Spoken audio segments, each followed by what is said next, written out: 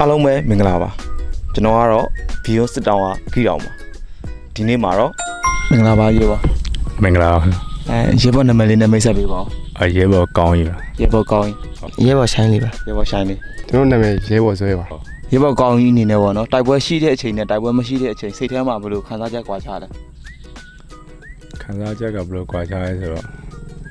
အဲ့ဘောတိုက်ပွဲမရှိတဲ့အချိန်ကျတော့လေကိုကပေါ်ပါနေလို့ရအောင်တောင်းဝင်နေအဲ့လိုမျိုးတိုက်ပွဲရှိတဲ့အချိန်မျိုးဆိုရင်တော့နည်းနည်းတော့ကိုမှ stress တွေတော့ရှိရအောင်လို့ချိန်မျိုးကြရင်ပို့ပြီးတော့ကိုယ်စိတ်ကိုပြီးဆိုင်ရအောင်ကျေဖို့တော်တော်များဒီလိုပါပဲဆေးရမှာဘာကွာခြားတဲ့ရှိလဲဆိုတော့တိုက်ပွဲမရှိတဲ့အချိန်ကျတော့အနာတော့ရတာပေါ့ဒါပေမဲ့တက်ခိုက်လူတယောက်ကတော့တိုက်ပွဲမရှိတော့ပြင်းတာပေါ့တိုက်ပွဲရှိတော့နည်းနည်းလေး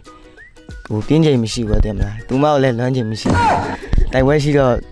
ပြင်းဖို့တော့ကောင်းတာပေါ့ဘယ်လိုလဲတိုက်ပွဲရှိတဲ့အချိန်ကျတော့နည်းရှင်ခုန်စိတ်လို့ရတဲ့လေးဖြစ်တာပေါ့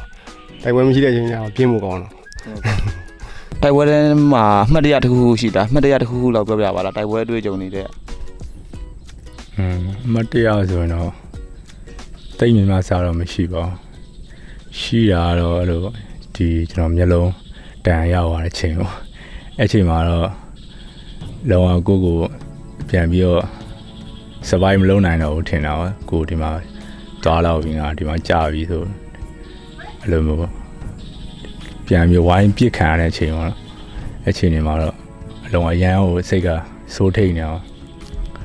ဒီမှာပဲငါခြံခဲ့တော့မှငါအရန်အဲ့ချိန်မှာတကယ်ကိုအရန်ကြောက်နေတဲ့အချိန်ပါဗျာဒီနဲ့ကြုံတွေ့နေအောင်အဲ့ချိန်ကတော့လုံးဝ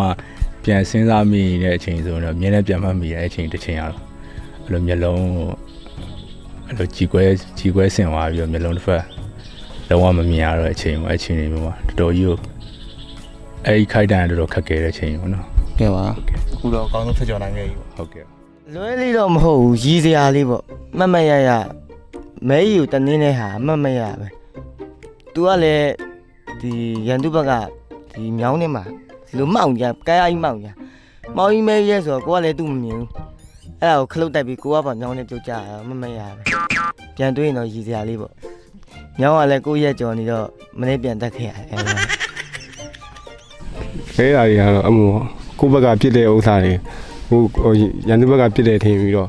အဲ့လိုလမ်းမလဲကောင်းပြီးမှချော်လဲကြဘူးလားအဲ့လိုမျိုးဟာတွေပေါ့တစ်ခါတည်းပေါ့အဲ့ဒါလောက်ပဲရှိပါလွယ်လေးတွေပေါ့လွယ်လေးတွေများပါအများနဲ့လွယ်နေတာပြီးတော့ဒီအခုပေါ့နော်နောက်တန်းမှာ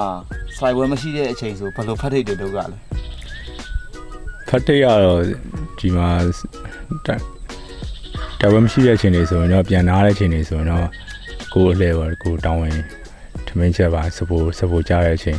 ဒါမှမဟုတ်တခြားဖတ်ထိတ်တွေကတော့အဲ့လိုခွဲရတောင်းဝင်ပေးရတယ်လောက်ရတော့ကိုတောင်းဝင်ရှိတဲ့လူတွေကလာပြောရအောင်ဟုတ်ကဲ့ဖတ်ထိတ်တွေထဲမှာဘယ်ဖတ်ထိတ်လောက်ရတာအမုန်းဆုံးလဲဖတ်ထိတ်လောက်ရတာအမုန်းဆုံးလဲဆိုချင်းတူရတာပဲ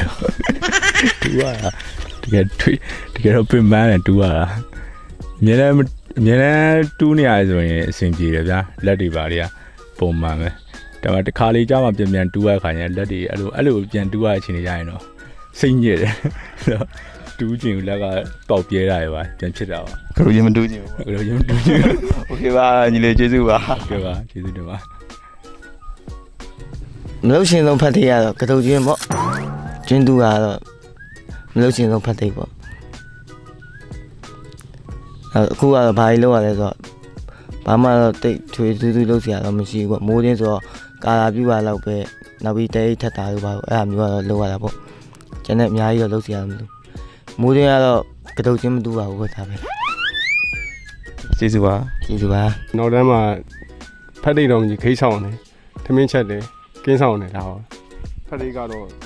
ရေဒီပါတွေတက်နေလို့အမတဲတွေပါခင်းတာဒါလောက်ပဲရှင်ဟဲ့ဒီထဲမှာဘယ်ဟာလောက်ရတာအမုန်းဆုံးလဲကလိုချင်းတူရတာအမုန်းဆုံးစသားတယ်တော့ကလိုချင်းတူရတာအမုန်းဆုံးတယ်โอเคခွဲမှုလို့စမှုလို့ပြောလိုက်မယ်ကလိုချင်းမတူခိုင်းနဲ့လို့ကျေးဇူးတော့ကျေးဇူးပါကျေးဇူးပါ